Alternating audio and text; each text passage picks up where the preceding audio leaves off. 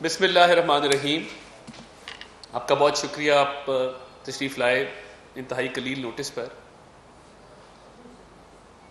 کل جو election commission کی طرف سے فورن فنڈنگ کیس کا فیصلہ سنایا گیا وہ ایک تاریخ ساز فیصلہ ہے اور ایک ایسے شخص کے بارے میں ہے جس کی ذات تضادات کا مجموعہ ہے۔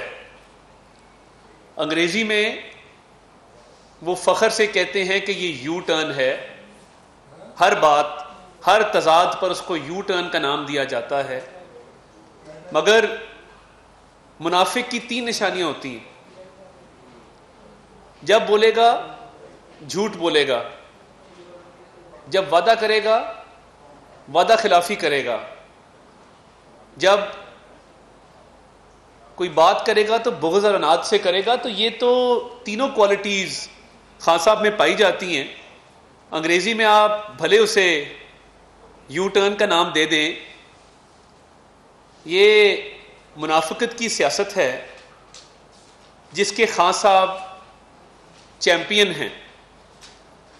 آج ابھی فواد چودھری صاحب نے بھی ایک پریس کانفرنس کی اور انہوں نے کہا کہ یہ فیصلہ عجلت میں سنایا گیا۔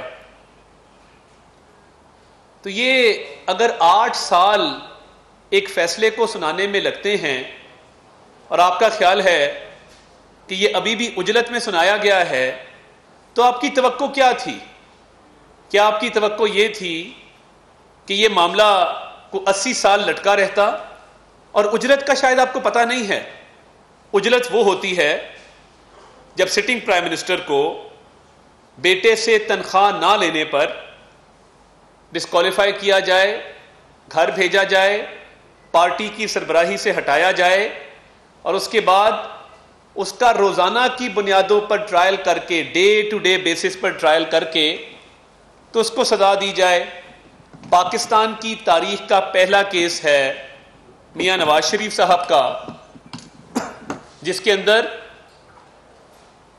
ڈے ٹو ڈے ٹرائل ہوا۔ آپ کیسز کی تاریخ اٹھا کے دیکھ لیں، آپ نیشنل اکاؤنٹیبلٹی بیورو کی ہسٹری اٹھا کر دیکھ لیں، آپ کو کوئی کیس ایسا نہیں ملے گا کہ جس کا روزانہ کی بنیادوں پر ٹرائل کیا گیا ہو اور وہ ٹرائل سپریم کورٹ کے سرونگ ججز کی سربراہی میں کیا گیا ہو۔ اس کو کہتے ہیں اجلت جناب فواد چودھری صاحب۔ شاید آپ کی آج کیونکہ چہرہ بھی بجھا ہوا تھا، مجھے لگتا ہے کہ آپ کی سمجھ بوجھ بھی بجھ گئی ہے۔ جو فورن فنڈنگ میں آپ کی پارٹی نے سٹے آرڈرز لیے، وہ اس کو تاخیر کا شکار کرنے کے لیے یہ 8 سال کیوں لگے؟ میں یہ وجوہات آج قوم کو بتانا چاہتا ہوں کہ یہ 8 سال اس لیے لگے کیونکہ چوری اور اوپر سے سینہ زوری۔ پتا تھا کہ چوری کی ہے، پتا تھا ممنوعہ فنڈنگ لی ہے، پتا تھا کہ غیر ملکی جن افراد جس میں بھارتی شہری بھی ہیں، امریکی شہری بھی ہیں، جس کے اندر ایک یہودی بھی ہے، جس کے اندر اسرائیلی بھی ہیں، جن سے فنڈنگ لی گئی ہے، یہ فنڈنگ تو ممنوعہ ہے ہی ہے، مگر یہ جو مختلف ملکوں کے شہری ہیں، ان کا تحریک انصاف کو فنڈ کرنے کے پیچھے مقصد کیا تھا؟ بیچارے جو اوورسیز پاکستانی ہیں، محنت مزدوری کرتے ہیں، حق حلال کی روزی کماتے ہیں، انہوں نے جو پیسے بھیجے وہ کیا اس لیے بھیجے تھے کہ فتنہ خان اپنے ذاتی اخراجات سے کر سکے؟ کیا بنی گالا کے محل کو فنڈ کرنے کے لیے انہوں نے وہ پیسے بھیجے تھے؟ تو یہ پتا تھا کہ چوری ہے، پتا تھا کہ یہ ممنوعہ فنڈنگ ہے، اس وجہ سے سٹے آرڈرز کے پیچھے چھپنے کی کوشش کر کے تاخیری حربے استعمال کیے گئے۔ اسلام آباد ہائی کورٹ سے رجوع ایک دفعہ نہیں، کئی مرتبہ کیا گیا، اس کے بعد سپریم کورٹ سے رجوع کیا گیا، اور استدعا بڑی معصومانہ تھی۔ استدعا یہ تھی کہ الیکشن کمیشن کا اس کیس کی تحقیقات کا دائرہ اختیار نہیں ہے، جورسٹکشن نہیں ہے. جب وہ اسٹے خارج ہوا تو اگلا بہانہ یہ بنایا کہ اسکروٹنی کمیٹی کا دائرہ اختیار نہیں ہے. اسکروٹنی کمیٹی کی کمپوزیشن کو، اس کی تشکیل کو چیلنج کر دیا. دیکھیں، یہ تاخیری حربے صرف اس لیے استعمال کیے گئے تھے کہ جو کل فیصلہ آیا ہے اس منطقی انجام کا پتہ تھا کہ ہم نے چوری کی ہے، چکاری کی ہے، مکاری کی ہے، پتہ تھا ہم نے ڈاکے ڈالے ہیں. اس لیے اس کو 8 سال تک لٹکایا گیا. اور آج آپ دیکھیں کہ جیسے ہی فیصلہ آیا ہے اس کا آپ کی معیشت پر کتنا مثبت اثر پڑا ہے کہ ڈالر 7 یا 8 روپے سستا ہو گیا. کیونکہ عمران خان صاحب نے جو اس ملک میں کھلواڑ کیا ہے، جو تباہ کاریاں کی ہیں، جب بھی ان کے خلاف کوئی فیصلہ آتا ہے یا ان کو شکست کا سامنا کرنا پڑتا ہے تو سٹاک ایکسچینج یوں اٹھ جاتی ہے، ڈالر یوں نیچے چلا جاتا ہے. کیونکہ اس شخص کی ذات کا، اس کی پارٹی کا پاکستان کی معیشت پہ، پاکستان کی سالمیت پہ ایک منفی اثر ہے. تو یہ جو 8 سال اس معاملے کو آپ نے لٹکایا، اور جس کو فواد صاحب عجلت کہتے ہیں، فواد صاحب آپ کی عقل پر ماتم کرنے کا دل کرتا ہے. انسان بے شرم ہو ایک حد تک ہو، مگر آپ کی کوئی حد نہیں ہے. آپ جس کشتی میں بیٹھتے ہیں اس کو ڈبونے کے بھی مرتکب آپ ہیں. اور آج جب اجرت کا لفظ استعمال کیا، اگر 8 سال آپ کے لیے اجرت ہے تو پھر آپ سے بے شرم شخص پورے پاکستان میں شاید ہی کوئی ہوگا. یہ 8 سال، یہ اسٹے آرڈر اور دائرہ اختیار کی بات ایک طرف، آپ نے کہا کہ اس معاملے کو صیغہ راز میں رکھا جائے. آپ کی تحریری ایپلیکیشنز، تحریری درخواستیں آن ریکارڈ ہیں الیکشن کمیشن کے سامنے بھی اور عدالتوں کے سامنے بھی، کہ اس معاملے کو منظر عام پر نہ لایا جائے، عوام کو اس کیس کی آگاہی نہ ہو، اس کو صیغہ راز میں رکھیں. کیوں جی؟ خان صاحب، آپ کیا سمجھتے ہیں اپنے آپ کو کہ آپ اتنے لاڈلے ہیں کہ آپ چوری چکاری کریں گے اور اس کے بعد اس معاملے کو صیغہ راز میں رکھنے کی درخواست کریں گے اور وہ بھی منظور ہوگی؟ جب دیکھا کہ تاخیری حربے کام نہیں آ رہے، جب دیکھا کہ ہر حربہ استعمال کر لیا ہے، وہ کیس کی تفصیلات مزید کھلتی جا رہی ہیں، تو پھر کہا کہ صیغہ راز میں رکھیں. واہ، یہ ہے انصاف کا دورہ معیار جس کی عادت خان صاحب کو پڑی ہوئی ہے. وہ چاہتے یہ ہیں کہ باقیوں کے ساتھ تو نا انصافی بھی ہو اور انتہا کی ہو، اور جب اپنا معاملہ آئے، چوری ثابت ہو جائے تو کہا جائے کہ اس کو صیغہ راز میں رکھیں. کتنی معصومانہ خواہش ہے. اب جب آپ نے 8 سال اس کیس کو التوا کا شکار رکھا ہے تو یہ 8 سال کے اندر جو تفصیلات سامنے آئی ہیں اور جو فیصلہ سامنے آیا ہے، میں نہیں سمجھتا کہ اس سے مزید کلیئر فیصلہ آ سکتا تھا، کیونکہ اتنے سال لگے ان تفصیلات کو سامنے آتے ہوئے، جس میں یہ بات ثابت ہوئی کہ آپ نے 5 ایفیڈیوٹ اپنے دستخط کے ساتھ جمع کرائے ہیں. اب ایک طرف بیٹے سے تنخواہ نہ لینے پر، اقامے پر ایک وزیر اعظم گھر بھی جاتا ہے، ڈسکوالیفائی بھی ہوتا ہے، پارٹی کی سربراہی سے بھی ہٹایا جاتا ہے، سزا بھی ہوتی ہے. دوسری طرف آپ نے مس ڈیکلریشن کی ہے، آپ نے کنسیلمنٹ کی ہے، آپ نے حقائق چھپائے ہیں، اور آپ نے بطور پبلک آفس ہولڈر، آپ ایم این اے تھے جب آپ نے یہ 5 ایفیڈیوٹ دستخط کر کے جمع کروائے. تو میں یہ مطالبہ رکھنا چاہتا ہوں کہ آگے جو قانونی چارہ جوئی ہونی ہے اور جو اس کیس نے آگے اپنے منطقی انجام کو پہنچنا ہے، عمران خان صاحب فوری طور پر تحریک انصاف کے سربراہ کے طور پہ مستعفی ہوں، کیونکہ وہ چوری کے مرتکب ہوئے ہیں۔ یہ نہیں ہو سکتا کہ آپ باقی پوری دنیا کے لیے انصاف کا ایک علیحدہ معیار رکھیں اور اپنی ذات کی باری آئے تو آپ چوری بھی کریں، اس کو تسلیم بھی کریں، اس پر پھر بعد میں جھوٹ بھی بولیں اور پارٹی کے سربراہ بھی رہیں۔ آپ کو فی الفور پارٹی کی صدارت سے، پارٹی کی چیئرمین شپ سے مستعفی ہو جانا چاہیے۔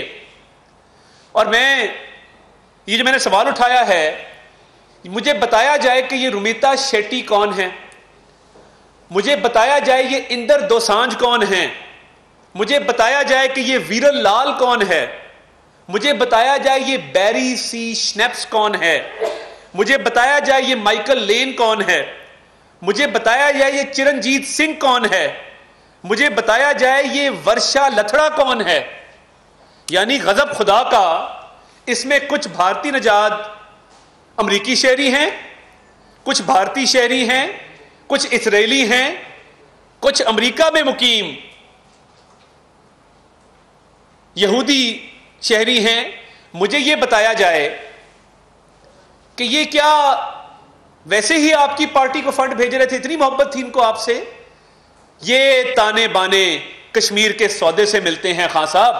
میں یہ مطالبہ بھی رکھنا چاہتا ہوں کہ جب خان صاحب نے امریکہ کا دورہ کیا اور واپس آئے اور ان کو ایئرپورٹ پہ ہار پہنائے گئے اور کہا گیا کہ میں کشمیر کا ورلڈ کپ لے کے آ رہا ہوں، اور اس کے چند روز بعد بھارت نے کشمیر کو اسٹیٹ ٹیریٹری ڈکلیئر کر دیا، کشمیری شہریوں کے حقوق سلب کر لیے، تو خان صاحب کے اس دورے کے جو نجی ملاقاتیں تھیں اس کی تفصیلات بھی منظر عام پر آنی چاہیے، پتہ لگے کہ یہ وہاں جو اس دورے کے دوران جو ان کی نجی ملاقاتیں تھیں، جن لوگوں سے یہ ملاقاتیں کر رہے تھے، کیا ایجنڈا تھا کہ آپ بھارتی شہریوں سے فنڈنگ لیتے ہیں، امریکی نژاد بھارتیوں سے فنڈنگ لیتے ہیں، یہودیوں سے، اسرائیلیوں سے فنڈنگ لیتے ہیں، اور آپ ایک دورہ کرتے ہیں اور اس کے چند روز بعد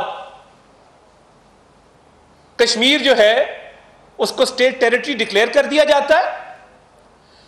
یہ تانے بانے کہیں اور ملتے ہیں۔ اور جو پاکستان میں ایک اسرائیلی طیارہ لینڈ کیا اور ایک وفد آیا اور آپ کے لوگوں سے ملاقات کی، کیا آپ اس بات کو ڈینائی کر سکتے ہیں؟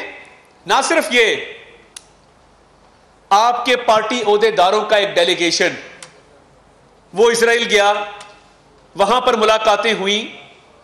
تو یہ معاملہ اتنا سادہ نہیں ہے کہ ممنوعہ فنڈنگ ہوئی، غیر ملکی فنڈنگ ہوئی، آپ نے خیرات کے نام پہ کچھ پیسہ لیا جو آپ نے اپنی ذاتی اخراجات، ذاتی مقاصد کے لیے استعمال کیا۔ یہ ساری چیزیں ایک طرف ہیں، اور یہ جو بھارتی، اسرائیلی اور جو باقی ممالک کے شہری ہیں جن کا میں نے ابھی نام لیا، یہ کون لوگ ہیں؟ اور دیکھیں، پوری دنیا میں یہ رواج ہے کہ پارٹیز کو لابیز فنڈ کرتی ہیں۔ جب باہر کے ملکوں میں الیکشن ہوتے ہیں تو کچھ لابیز جو اپنی کچھ پالیسیز کو پروموٹ کرنا چاہتی ہیں، وہ کسی نہ کسی پولیٹیکل پارٹی کی وہاں فنڈنگ کرتی ہیں۔ تو اس سے یہ بات ثابت ہوئی کہ آپ نے جو فنڈنگ لی ہے، جس میں امریکی، اسرائیلی اور بھارتی شہری شامل ہیں، یہ آپ نے جب کشمیر کا سودا ہوا، یہ اس کے عوض آپ کو فنڈنگ آئی۔ کیا آج ایک کلپ چلایا فواد چودھری صاحب نے کسی پاکستانی خاتون کا، ان کی اپنی عہدے دار ہے۔ اب بات یہاں آ گئی ہے کہ اپنی ہی پارٹی کے عہدے داروں کے کلپ چلا رہے ہیں کہ جی میں محنت مزدوری کرتی ہوں، حق حلال کی روزی کماتی ہوں، میں نے پیسے خان صاحب کو بھیجے تھے۔ او بھائی فواد صاحب، اگر ہمت ہے تو رومیتا شیٹی کا کلپ چلاؤ، اگر ہمت ہے تو اندر دوسانجھ کا کلپ چلاؤ، اگر ہمت ہے تو ویرل لال کا کلپ چلاؤ، اگر ہمت ہے تو بیری سی شنیپس کا کلپ چلاؤ، اگر ہمت ہے تو چرنجیت سنگھ کا کلپ چلاؤ، یا بتاؤ کہ یہ ان لوگوں نے جو پیسہ دیا کس مقصد کے لیے دیا۔ یہ تحریک انصاف والوں کو عادت پڑ گئی ہے کہ چھوٹے موٹے کلپ چلاتے، ان کی ایک عادت تھی، یہ کاغذوں کے پلندے لایا کرتے تھے میڈیا پہ۔ شہزاد اکبر صاحب یہاں بیٹھ کے اسی جگہ پہ خدا کا کرنا ہے پریس کانفرنس ہمارے خلاف کیا کرتے تھے، اتنے کاغذوں کے پلندے ہوتے تھے۔ آج نہتے فواد کو دیکھ کے مجھے تھوڑا ترس بھی آیا، نہ کوئی کاغذ، نہ کوئی قلم، نہ کوئی جواز، نہ کوئی دلیل، اور اپنی عہدیدار کا کلپ چل رہا ہے۔ تو بھائی صاحب وہ 5 ایفیڈیوٹ ہی دکھا دیتے جس پہ آپ کے لاڈلے چیئرمین کے سگنیچر موجود ہیں۔ لائنگ انڈر اوتھ پرجری، آپ کو پتہ ہے کہ فوجداری قانون کے تحت 7 سال سزا ہے قید کی صرف ان جھوٹے ایفیڈیوٹس کے اوپر۔ باقی تو چلے بطور پبلک آفس ہولڈر، بطور ایم این اے، ڈسکوالیفیکیشن اور سزا اپنی جگہ پر یہ 5 ایفیڈیوٹ جو آپ نے 2009 میں، 12 میں، 14 میں، 15 میں، 16 میں جو دیے ہیں، اس کا جواب تو دینا ہوگا۔ اور یہ جو آپ آ کے آج معصوم سی بجھی ہوئی شکل بنا کے دلائل دے رہے تھے، تو آپ نے کیوں ذکر نہیں کیا ان بھارتی شہریوں کا، اسرائیلی لابی کا، ان یہودیوں کا جنہوں نے آپ کو فنڈ کیا ہے؟ اصل میں خیرات کھانے کا پرابلم تو پرانا ہے، خیرات تو ہمیشہ کھائی ہے، مگر وہ اور مقاصد کے لیے کھائی تھی۔ یہ جو پولیٹیکل پارٹی کے نام پہ فنڈنگ ہے، اس کا ایک قانون موجود ہے، قانون کے اندر سزا تجویز ہے۔ آپ کی نہ صرف آپ کو نہ اہلی کا سامنا کرنا پڑے گا، سزا کا سامنا کرنا پڑے گا، بلکہ پولیٹیکل پارٹیز آرڈر کے تحت آپ کی سیاسی جماعت ڈیزالو ہوگی، اور اس پہ قانونی چارہ جوئی پہ ابھی مشاورت چل رہی ہے۔ تو یہ جو کشمیر کے معاملات ہیں، جو اسرائیل کو تسلیم کرنے کے حوالے سے آپ کے دوست یار آپ کے ساتھ بات چیت کر رہے تھے، یہ سارے معاملات سب کے سامنے ہیں، اور آپ کو فرار ہونے کی کوئی راہ نہیں دیں گے، کیونکہ آپ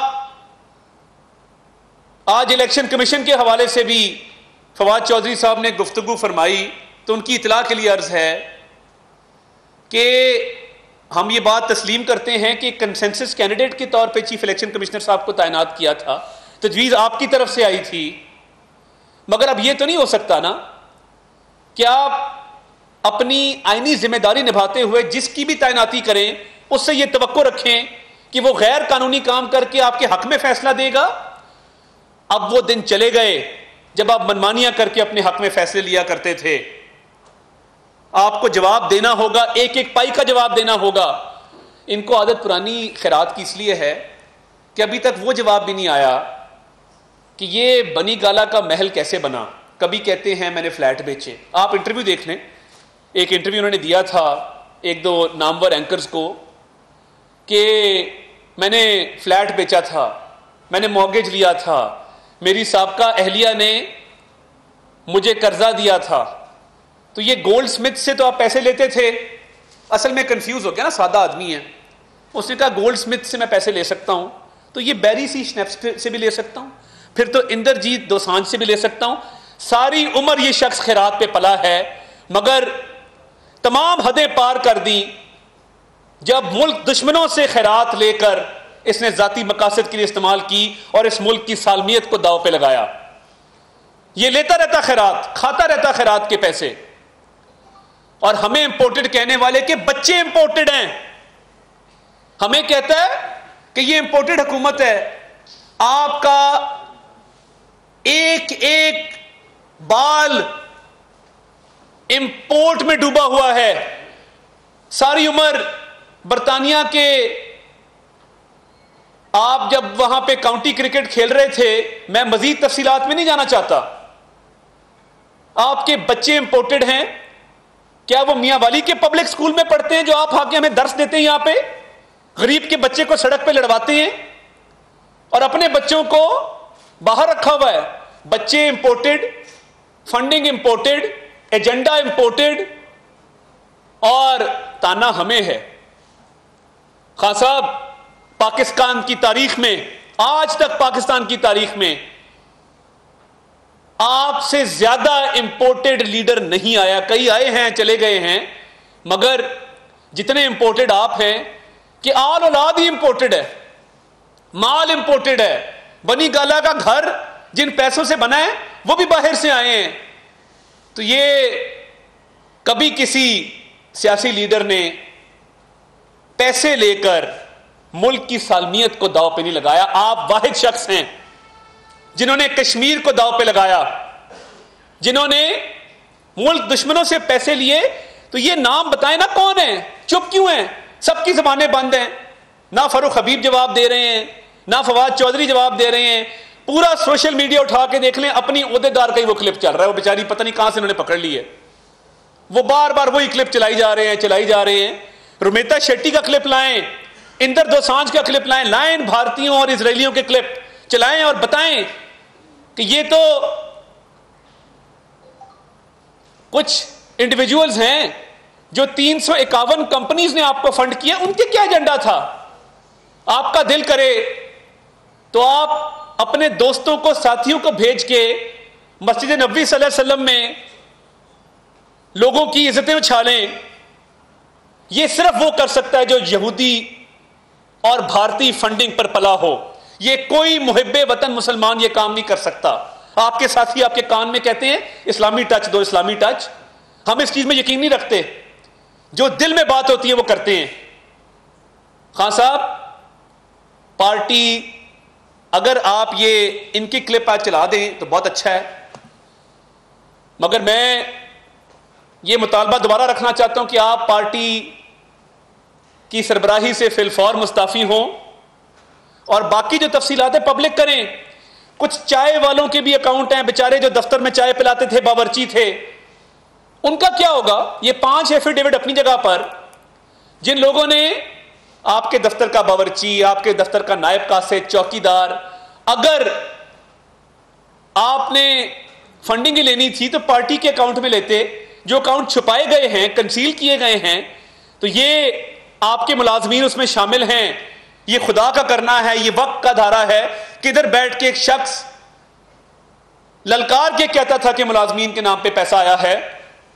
ثابت نہیں ہوا، آپ کے ملازمین کے اکاؤنٹ سے پیسہ نکل آیا. جو کوئی غیر قانونی مکروہ حرکت ہو سکتی تھی اس فارن فنڈنگ کیس میں نکلی ہے. آپ کو تو چلے پارٹی کی سربراہی سے بھی انشاءاللہ ہاتھ دھونا پڑے گا، آپ کو نااہلی کا بھی انشاءاللہ سامنا کرنا پڑے گا، آپ کو انشاءاللہ سزا بھی ہوگی، اور انشاءاللہ آپ کی پارٹی وہ بھی ڈیزالو ہوگی، کیونکہ یہ تمام ثبوت سامنے آ چکے ہیں.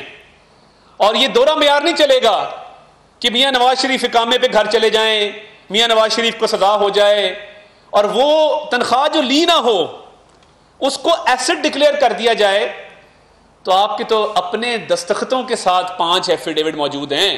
جب پلڑے کے اندر ایک ایسا کاغذ آئے گا جس میں بیٹے سے تنخواہ نہیں لی ہوگی، اور دوسری طرف 5 ایفیڈیوٹ آئیں گے، بھارتی فنڈنگ آئے گی، اسرائیلی فنڈنگ آئے گی، کشمیر کا سودا آئے گا، خیرات کھانے، زکوٰۃ کھانے کے ثبوت آئیں گے، سیاسی مقاصد کے لیے لی گئی فنڈنگ کو ذاتی استعمال میں لانے کے ثبوت آئیں گے. تو خان صاحب، آپ کو چھپنے کی جگہ نہیں ملے گی انشاءاللہ. یہ بتا دیں طارق صاحب کہ الیکشن کمیشن نے گینز جو ہے وہ آپ کی کورٹ میں پھینک دیا. 3 دن ہو گئے ہم دیکھ رہے ہیں کہ پریس کانفرنس ہو رہی ہے.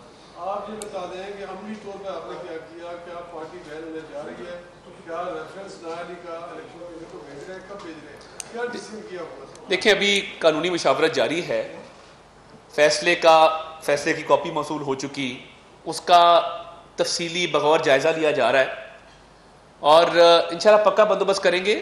کچا ہاتھ نہیں ڈالنے لگے. تو اس میں قانونی مشاورت جتنی زیادہ ہو جائے اور جتنی سکہ بند ہو اتنا بہتر ہے. تو مشاورت کا عمل جاری ہے، جیسے کوئی حکمت عملی طے ہوگی آپ کو اس سے آگاہ کر دیا جائے گا.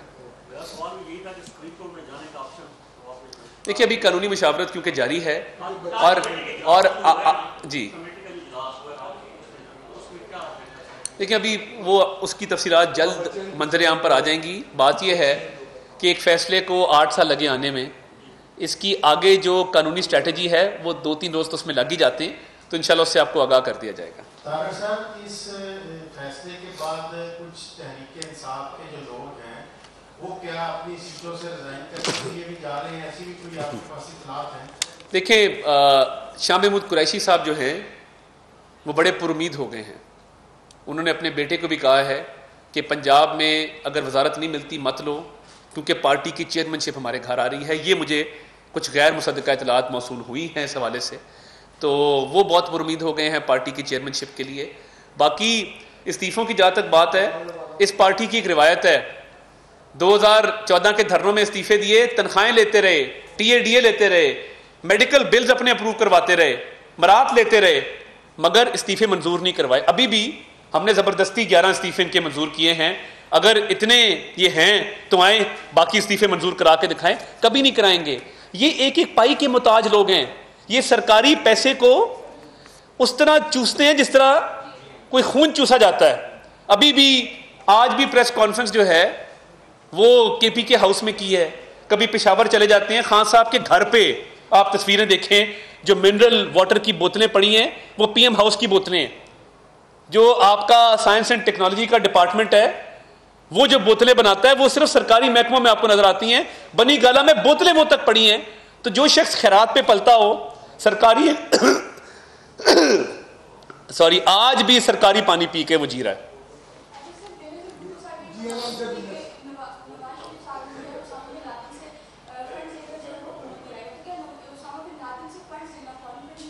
دیکھیں اس کے یا تو کوئی ثبوت ہوں یا اس حوالے سے کوئی تحقیقات انہوں نے کروائی ہوں یا اس الزام کی آگے پرسونس کے اندر کوئی دستاویزی ثبوت آئے ہوں.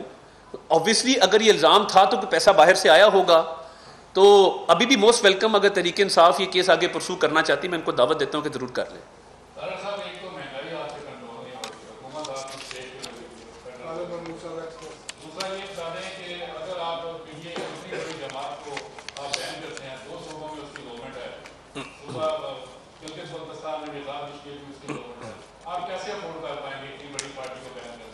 دیکھیں پہلی بات تو یہ ہے کہ میں تھوڑا سا آپ کو ماضی میں لے جانا چاہتا ہوں. 2018 میں ہم نے جب حکومت چھوڑی تو مہنگائی 4% پر تھی، ڈالر لگ بھگ 120-25 پہ ہوگا، اور گروتھ جو تھی وہ 5.8 پہ تھی. یہ آئی ایم ایف سے پہلے معاہدے میں تاخیر کر کے میں خودکشی کر لوں گا، اللہ نہ کرے کوئی بھی خودکشی کرے، ہم نہیں چاہتے، مگر یہ 4 سے 14% اس خودکشی نہ کرنے کی وجہ سے مہنگائی ہوئی ہے. مہنگائی ہم نے نہیں کی، ہمیں آئے ابھی 4 ماہ ہوئے ہیں جنہوں نے یہ مہنگائی کی، جنہوں نے معیشت کو تباہ کیا. 4 وزرائے خزانہ بدلے، پہلے اسد عمر صاحب کو موقع دیا، پھر پیپلز پارٹی کے 2 سابقہ وزرائے خزانہ کو لے آئے. تو بات یہ ہے کہ اس ملک میں جتنی تباہی ہوئی ہے اس کے مرتکب تو یہ خود ہیں. تو آج آپ نے دیکھا کہ ان کے فیصلہ جیسے ہی آیا ہے اس کے ساتھ ہی ڈالر جو ہے وہ 8 روپے گر گیا ہے. تو یہ جیسے جیسے ان پہ سختیاں مزید ہوں گی آپ دیکھیں گے کہ معیشت میں ایک مثبت رجحان دیکھنے میں آئے گا. قانونی ماہر ہیں، آپ نے جو وحید عباسی کیس میں ساتھی نثار صاحب کا فیصلہ پڑھا ہوگا، اس میں موجودہ چیف جسٹس کی بینچ انہوں نے بھی کوئی اختلافی نوٹ اس پہ نہیں لکھا تھا. آپ سمجھتے ہیں کہ وہی جو آپ اپنے دامن سے یاد آ گیا وہی فیصلہ آپ استعمال کرنے جا رہے ہیں؟ دیکھیں وہ آپشن موجود ہے، تمام آپشنز کھلے ہیں. مربوط ایک اور جامعہ قانونی حکمت عملی مرتب کی جا رہی ہے. تو وہ سپریم کورٹ کا فیصلہ ایک بہت مضبوط چیز ہے جس میں انہوں نے کہا تھا کہ آپ الیکشن کمیشن سے رجوع کریں. تو اب تو ساری چیزیں کھل کے سامنے آ گئی. تو اب کوئی چھپ نہیں سکے گا کسی بہانے کے پیچھے کہ جی ہم نے یہ کام نہیں کیا. آخری سوال جو ہے سوال یہ ہے کہ پریس کانفرنس ہوئی تھی اور آج بھی آپ کہہ رہے ہیں تو تقریباً 8 سے 10 پریس کانفرنس کل سے آج تک ہو گئی ہے، سوال کر لیا بات کی گئی ہے، کیا واپس آنے والے ہیں؟ دیکھیے وہ پارٹی فیصلہ کرے گی جب بھی کرے گی. مگر بات یہ ہے میاں صاحب کی بات اس لیے کی ہے کہ انصاف کا جو دورہ معیار ہے جس میں ایک کیس کو چند ماہ میں ڈیسائیڈ کیا جاتا ہے اور ایک کیس کو 8 سال میں ڈیسائیڈ کیا جاتا ہے. تو میرا خیال ہے کہ چند ماہ میں ڈیسائیڈ ہونے والے کیس میں اگر 7 سال قید کی سزا ہو گئی تھی تو جو 8 سال جس کو لگے اس میں کم از کم 20 سال کی سزا تو ہونی چاہیے. بہت شکریہ.